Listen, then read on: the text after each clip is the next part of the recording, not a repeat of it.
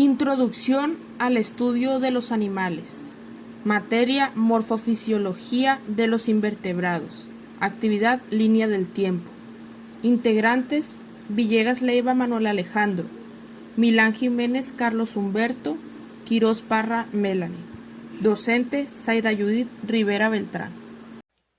El desarrollo embrionario es un proceso que todos los animales compartimos, aunque cada especie puede tener sus distintas etapas, sus distintas formas de las mismas etapas, aunque hay un aspecto que todas tienen en común, que es la diferenciación celular, en donde las células se especializan, forman diferentes tejidos, forman diferentes órganos, y este proceso es esencial para que cualquier ser vivo se forme correctamente. Cuando observamos cómo se desarrollan los embriones en los diferentes animales, podemos observar la historia, la evolución, la historia evolutiva de los animales, porque podemos recordar una teoría de Charles Darwin del ancestro común que nos dice que todos venimos de un mismo ancestro, ¿no? Por eso se llama el ancestro común. Entonces, de ese ancestro se generan las variaciones que pues son nada más que los distintos resultados de las distintas circunstancias y condiciones. Para una mejor comprensión, a continuación se mencionan algunos conceptos clave que son esenciales en el proceso evolutivo, en el desarrollo embrionario y en la especialización de las células de diversos animales. En primer lugar tenemos la pluricelularidad, que tiene que ver cuando los organismos están conformados por dos o más células. En estos organismos, estas células se asocian para formar tejidos y órganos que realizan diferentes funciones. Posteriormente tenemos la simetría bilateral, que es cuando solo un plano, conocido como plano sagital, corta el cuerpo del animal en dos imágenes que serían derecha e izquierda. A continuación tenemos el plano corporal, que es la suma de la organización y combinación de las partes y características del cuerpo de un animal, incluyendo cómo está segmentado el cuerpo, su simetría corporal y la disposición de sus extremidades. Luego tenemos la blastulación, que es el proceso en el que el embrión, tras varias divisiones celulares, forma una estructura llamada blastocisto o blastodermo. Esta estructura consiste en una esfera de células conocida como blastómeros, con un espacio central lleno de líquido llamado blastocele. Por último está la gastrulación, que es el proceso que sigue de la blastulación y transforma el embrión en una estructura más compleja. Durante la gastrulación se forman las capas germinales, como lo es el ectodermo, mesodermo y endodermo, que darán lugar a los diferentes tejidos y órganos del organismo. Para dar inicio con esta travesía en cuanto a la evolución y variedad de las distintas formas de vida que conocemos hoy en día, debemos remontarnos a hace aproximadamente 850 millones de años atrás. Es aquí donde nos encontramos con un proceso conocido como especialización celular, mismo que ha sido de suma relevancia en cuanto al desarrollo de los animales según postulados de algunas teorías e hipótesis en la rama biológica y evolutiva, como es el caso de la teoría colonial. Esta teoría nos habla de la presencia de una especie conocida como coanoflagelados, que son organismos unicelulares procariotas que cuentan con un flagelo para su simple locomoción. Estos han sido responsables de dicho proceso ante su necesidad de formar colonias para garantizar su supervivencia. No obstante, y gracias al tiempo y a los distintos cambios externos e internos, algunas células dentro de estas colonias comenzaron a asumir funciones específicas que permitían a la colonia funcionar como un sistema, o bien como un solo organismo. Entre estas funciones se encuentran la reproducción, defensa de agentes externos y la absorción de nutrientes. Como podemos observar en la pequeña tabla de abajo, vemos el proceso de formación de las colonias de coanoflagelados y cómo es que estos se encargan de la especialización celular, comenzando por la aglomeración de estos organismos, mismos que posteriormente se organizan para formar una estructura que finalmente comienza a crear una cavidad donde ciertas células se unen con otras, en este caso las reproductivas que se encuentran de otro color, formando lo que se puede apreciar como un tejido simple o rudimentario. Hace aproximadamente 750 millones de años, los frutos de este proceso comenzaban a verse en formas de vida igual de simples pero con una estructura y funciones un poco más definidas. Es aquí que nos encontramos con los poríferos o comúnmente conocidos como esponjas de mar. Estos son organismos sésiles compuestos por varias capas de células con canales y cavidades que permiten el flujo de agua. lo que es esencial para su alimentación y la eliminación de desechos. La mayoría de los poríferos carecen de simetría corporal definida, aunque algunas especies presentan simetría radial. Al igual que los coanoflagelados, las células de los poríferos comenzaron a diferenciarse en tipos complejos, en este caso los coanocitos, responsables de la filtración del agua, y los amebocitos, encargados de la distribución de nutrientes a lo largo del cuerpo. En los poríferos el desarrollo embrionario es simple. Estos carecen de algunas de las características presentes en otros animales, como lo son las capas germinales definidas, como lo es el ectodermo, el mesodermo y el endodermo. Sin embargo, durante el desarrollo embrionario de las esponjas, los coanocitos y amebocitos comienzan a diferenciarse a partir de células embrionarias indiferenciadas, proceso que estableció un modelo para la organización celular de futuros animales, afectando de manera positiva en cuanto a su estructura multicelular, en la evolución y especialización de tejidos y órganos, así como en la cooperación celular para el desempeño de funciones internas. Luego tenemos a los cnidarios que llegaron hace aproximadamente 700 millones de años. Su desarrollo embrionario yo lo dividí en 5 partes, que es la segmentación, la gastrulación, la diferenciación celular, la simetría radial y por último la formación de la cavidad gastrovascular. ¿Ok? Primero con la segmentación, que es más que nada donde se fertiliza el huevo y ya después se realiza la división celular, que es la segmentación en sí. Entonces en la división celular esta es de tipo radial. Eso quiere decir que todas se van a poner alrededor de un punto y van a formar una blástula, se llama, que es una esfera hueca, pero alrededor tienen todas las células. ¿Ok? Cabe aclarar que en esta etapa todavía las células son totipotenciales, quiere decir que no se han especializado, entonces tienen posibilidades de ser cualquier célula todavía. Después tenemos la gastrulación, que pues aquí se hace la reorganización celular. La blástula que teníamos antes va a formar una nueva estructura que se llama gástrula. La blástula forma una gástrula. ¿Ok? Entonces, eso quiere decir que se hace por medio de imaginación, la esfera como que se hace otra esfera dentro de una esfera, forman una forma de copa. Está muy, muy interesante. Entonces después es aquí tenemos que se diferencian, ya se comienzan a diferenciar las células en dos, en ectodermo y endodermo.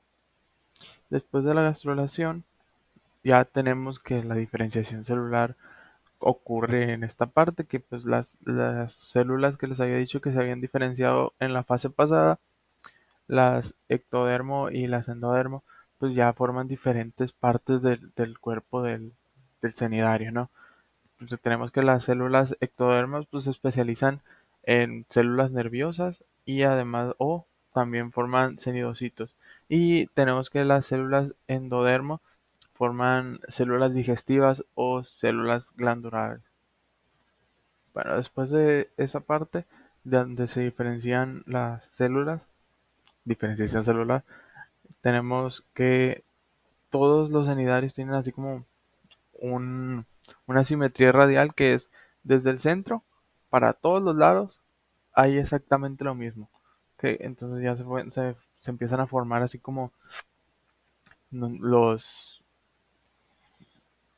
a lugares iguales, o sea, hay tantas células para acá y tantas células para acá, pero de una manera radial, quiere decir que de un punto se van para todos lados. Y por último tenemos la formación de la cavidad gastrovascular, que pues no es nada más que la cavidad gastrovascular central, que sirve para la digestión y la distribución de nutrientes. Además de eso, también pues está involucrada en el intercambio de gases y la excreción. Después de los cnidarios tenemos pues a los primeros vertebrados, que fueron los peces, llegaron hace aproximadamente 525 millones de años. Y tenemos 5 partes: la segmentación, gastrulación, diferenciación celular, organogénesis y ya después la simetría bilateral.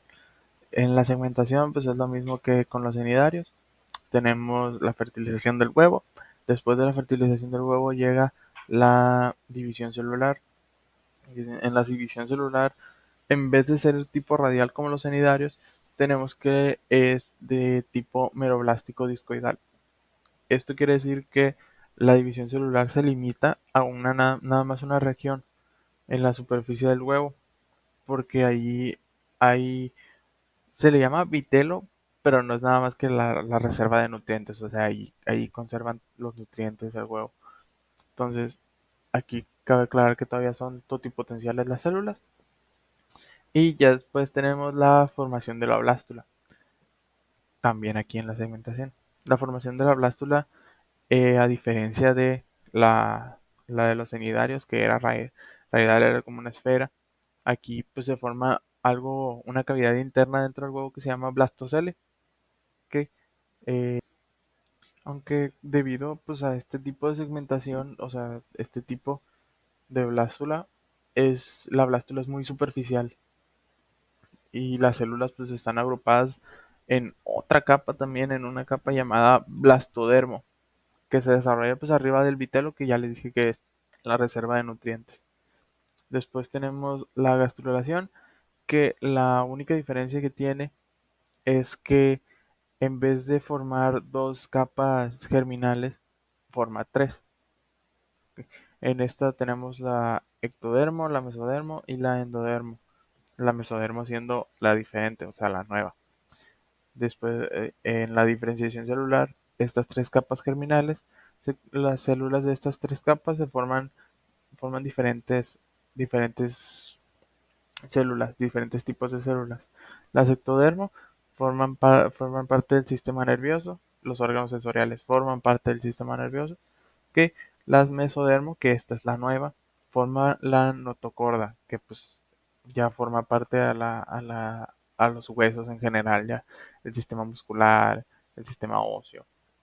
¿Ok? Y por último, las endodermo, ellas forman parte del revestimiento del sistema digestivo y el respiratorio también. Después tenemos la organogénesis, que pues es más que nada la generación de órganos más complejos que forman sistemas, como les dije aquí en la diferenciación celular. Y por último tenemos la simetría bilateral, que esta tiene una ventaja. Tiene una ventaja porque podemos tener una cabeza, ¿ok? Una cabeza, y esto ayuda más al equilibrio, a los movimientos más coordinados, ¿ok?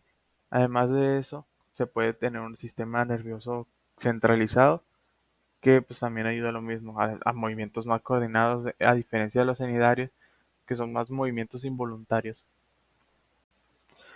Pues continuamos con los anfibios, que llegaron hace 370 millones de años. Estos son muy similares a los de los peces porque también tienen notocordos, también tienen huesos, creo. Sí, también tienen huesos. Y pues a diferencia de los peces, los anfibios tienen una diferenciación un poquito más compleja, ya que necesitan de otros sistemas, ¿ok? Porque ya viven tanto de manera acuática como de manera terrestre. Por eso. Entonces, al tener necesidad de más órganos, por así decirlo, pues la diferenciación celular pues se hace hay más células que organizar, o sea, más tipos de células que organizar, por así decirlo.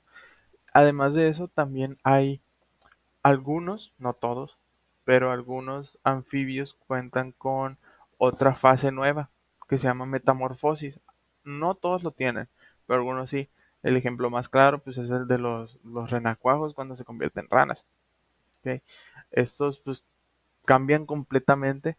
Los renacuajos no pueden vivir fuera del agua, pero ya que se convierten en la etapa, ya que se hacen en la etapa adulta, pues ya pueden salir del agua y vivir en la vida terrestre.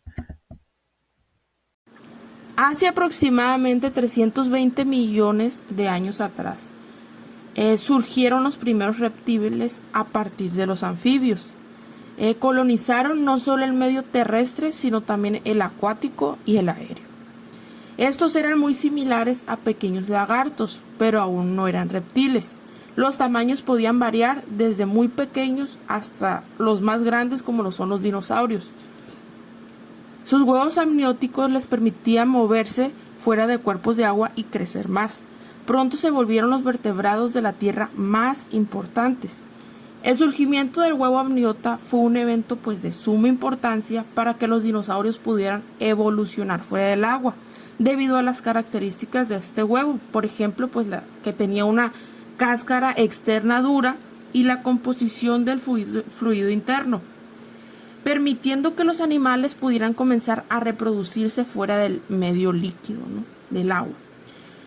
Una de las ventajas evolutivas de los reptiles con respecto a los anfibios pues fueron el huevo, ¿no?, que se caracteriza por contener 4 membranas extraembrionarias, que aquí está en la imagen.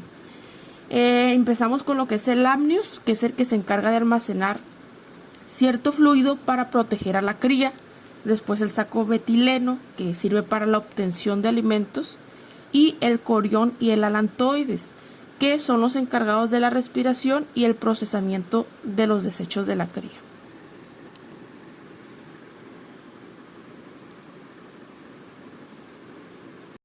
Después de la aparición de los reptiles, llegan a la Tierra los primeros mamíferos hace aproximadamente 200 millones de años atrás. Estos evolucionaron a partir de un grupo de reptiles llamados sinápsidos. A medida de que los sinápsidos evolucionaban, desarrollaron adaptaciones pues que le permitían sobrevivir y prosperar en diferentes ambientes. Algunas de ellas pues fue el pelaje, las glándulas mamarias, dientes especializados y un encéfalo más grande. La evolución de los mamíferos ha tenido un impacto significativo en su desarrollo embrionario. Entonces de aquí resultan 3 grupos, que son los monotremas. Estos tienen una adaptación que es la puesta de huevos, que refleja un modo de vida pues al exterior. Los marsupiales tienen un desarrollo en una bolsa, la cual permite a las crías recibir cuidados y nutrición en un ambiente seguro, lo que es especialmente ventajoso en hábitats variados. Y por último, los euterios.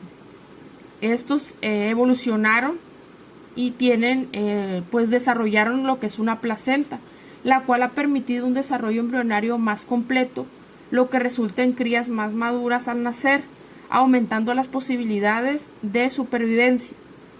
Y en las imágenes aquí, como pueden observar, tenemos estos 3 grupos y algunos ejemplos de animales. En los monotremas podemos ver lo que es el equidna y el ornitorrinco. En los marsupiales, un canguro y un koala.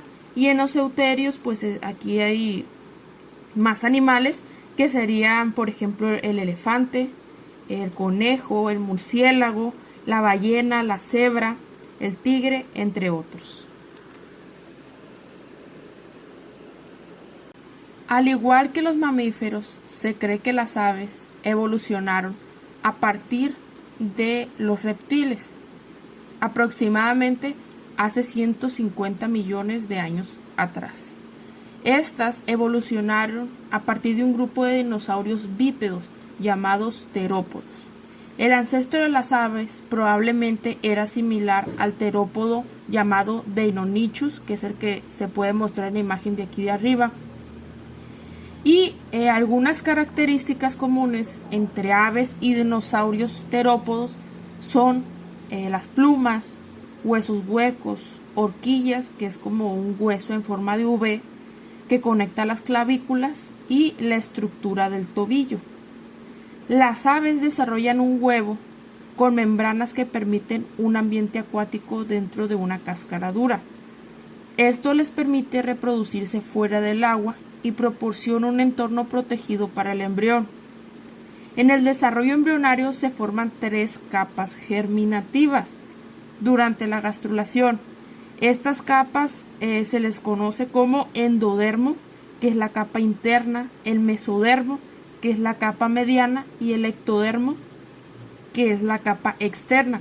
Estas son las que darán como ese inicio a la diferenciación celular, y así para que se formen los tejidos del organismo adulto.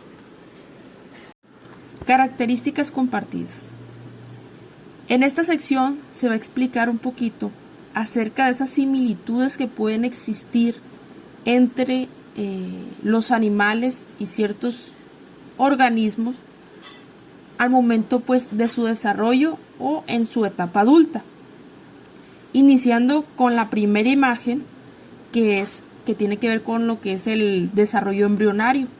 Aquí pues podemos ver que el desarrollo embrionario de los organismos presentes en la imagen es muy similar, partiendo de una célula, la cual es dividida para comenzar con el proceso de especialización celular y llegar a lo que es ya el individuo adulto.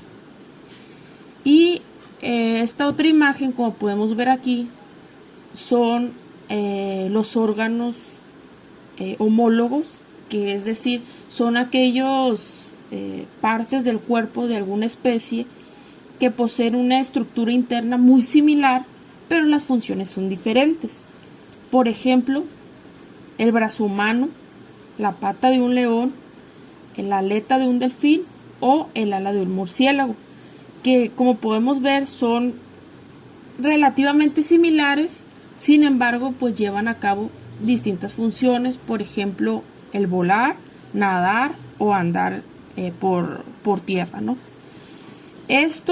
Todas estas características nos ayudan a entender un poquito esta cuestión de la evolución y que todos estamos relacionados entre sí, a pesar del ecosistema en el que estemos, ya sea en agua, en mar o en tierra.